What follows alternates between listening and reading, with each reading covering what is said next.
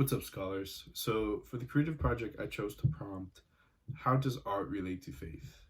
Now, this got me thinking about past art history classes I've taken, and one piece that came to mind was Leonardo's The Last Supper. And this painting was created during the Italian High Renaissance, which I'm pretty sure that a lot of you know what The Last Supper is. And particularly, some of you grew up seeing this in our dining rooms. The Last Supper is an interpretation of Leonardo's da Vinci's of the Last Supper of Jesus Christ with his disciples. The picture projects betrayal, denial, the breaking of relationships, sadness, and suffering, and to some extent, death. Judas is betraying Jesus for silver. Peter's about to deny Jesus. The disciples are about to be broken to different factions. And Jesus was sad and already suffering from emotional pain. Lastly, it was a prelude to his death. The Last Supper is an image to remind them of God's love while we feast with friends and loved ones. So, during the High Renaissance, the Catholic Church was based in Rome, in the center of Italy.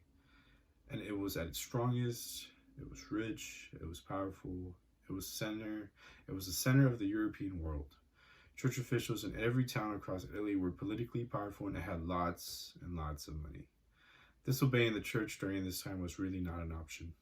So Italy had an extremely strong devotion to the Catholic faith. The city of Rome, the papacy, and the papal states were all affected by the High Renaissance. It was a time of great artistic patronage and architectural magnificence when the church even sponsored such artists as Michelangelo, Brunelleschi, Bramante, Raphael, Donatello, and Da Vinci. During this time, Renaissance humanists did not reject Christianity.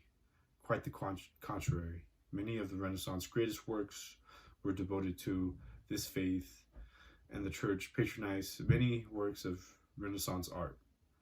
As a result, the High Renaissance had a profound effect on contemporary theology, particularly in the way people perceive the relationship between man and God.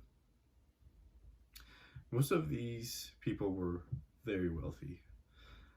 The wealthy in this period of time, such as the Medici, like to make a point to show off how much they support the church, so they commission large works of paintings, architectural, and sculpture to go inside churches.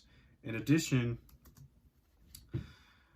members of the church are commissioning art as well, especially the Pope.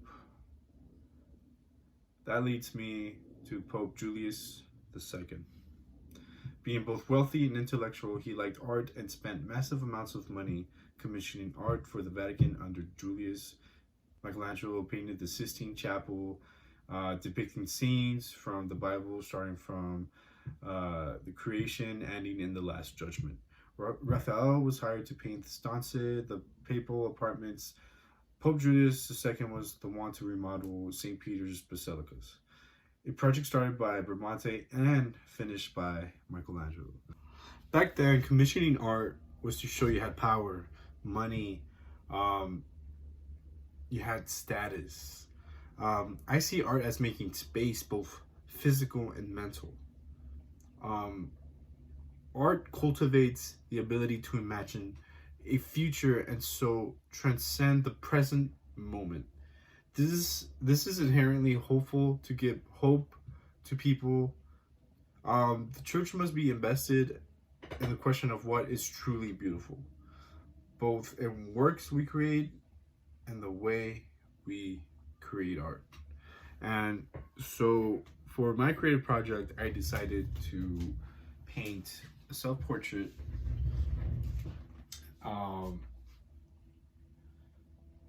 Kind of looks like me, but it doesn't. I felt it's more of a abstract looking form of myself. But as I was painting this, I felt like I was liberated spiritually, and mentally I felt as though I had no blocks whatsoever. I felt as though all the weight from my shoulders was not there. I felt as though I had no obligations to any life matters at the moment. I felt very open and very, in a sense, connected to myself. And I feel like this connection that I had was something that people during the Italian High Renaissance had when they had artworks commissioned. But something that they got wrong was that you can't just buy yourself to heaven. You have to show, or you have to cultivate your ideas into an object, into an artwork, into a sculpture, into architecture, into anything.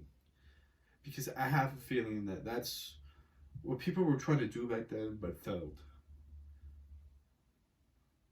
And so transcending into you doing or making an object from a blank canvas, making it into something more cultivating, makes it more worth it.